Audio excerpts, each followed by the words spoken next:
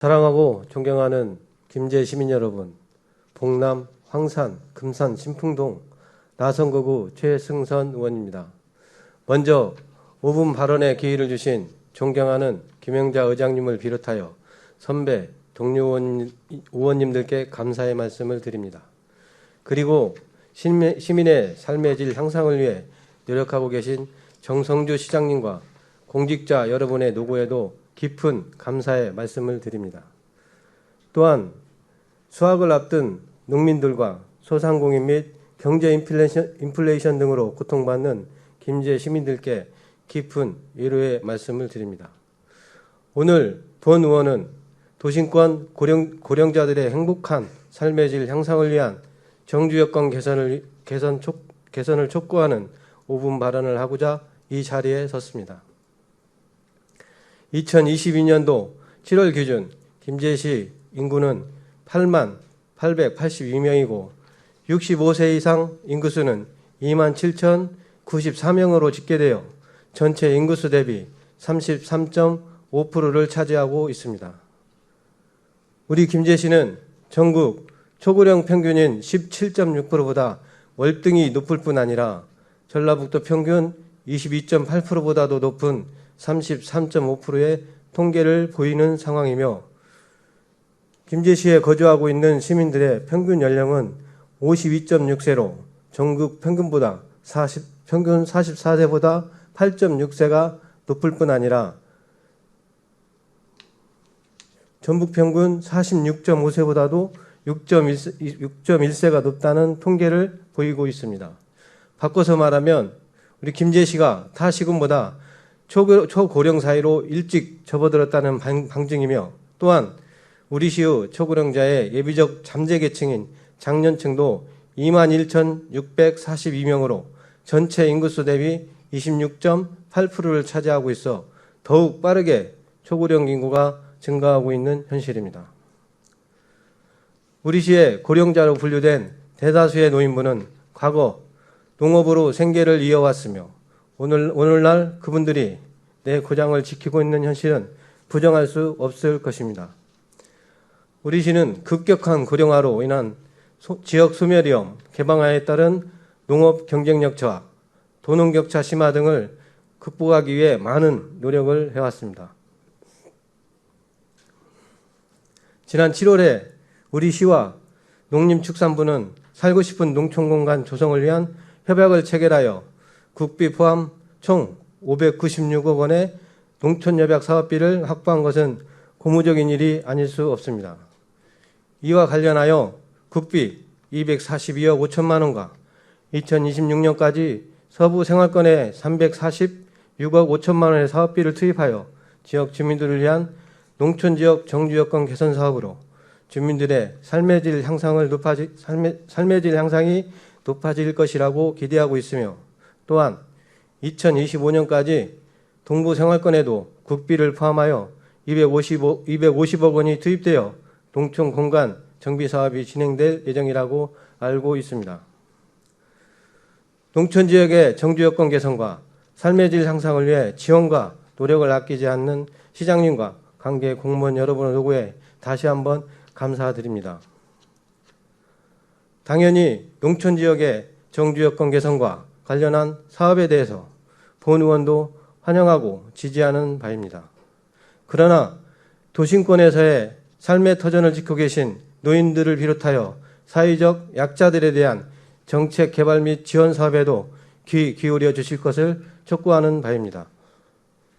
현재 김제시 인구 분포를 살펴보면 8만 명의 인구 중 요촌동, 신풍동, 검산동, 교월동 등에 거주하는 인구수가 41,791명으로 우리 시 전체 인구의 51%가 시내 중심권에서 생활하고 있다는 걸 알 수 있습니다.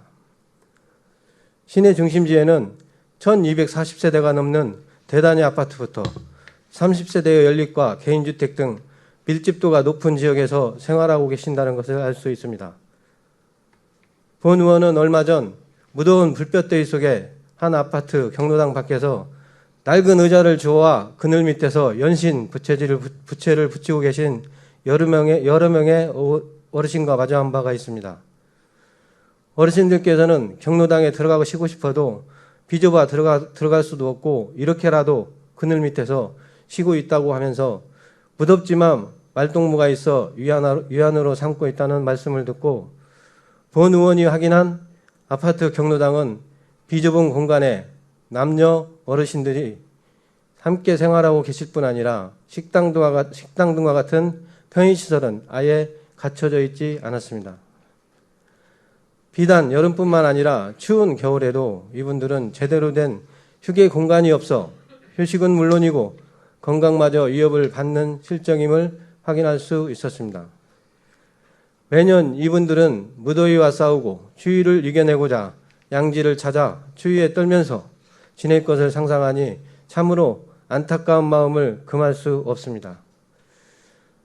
열악한 환경에서 생활하고 계시는 노인분들이 최근 다시 기승을 부리고 있는 코로나 재확산 속에 집단 감염 위협에 노출되어 어르신들의 건강이 위협받고 있는 안타까운 상황에 노출되어 있습니다. 열악한 환경 속에서 생활하고 계신 노인분들은 문화, 예술 혜택은 고사하고 건강마저 위협받고 있는 등 쾌적한 휴게 환경은 먼 나라 이야기로 들릴 것입니다. 노인분들이 경로당을 찾는 가장 큰 목적은 프로그램과 식사일 것입니다. 현재 우리 시에서 추진하고 있는 구도심권 개발을 위한 도시재생 및 구도심 활성화 사업을 하고 있지만 현재의 고령의 노인분들을 위한 편의시설과 같은 사업은 없는 것으로 알고 있습니다. 대한민국 헌법에는 누구든지 차별을 받지 아니하고 행복을 추구할 권리를 가진다라고 되어 있지만 현실은 그렇지 못한 것 같습니다. 노인분들은 비만과 질병, 고혈압과 당뇨 등 많은 질병에 노출되어 있으며 운동량이 부족하고 지역사회와 단절된 생활로 질병과 외로움에 고독사 위험에 노출되어 있습니다.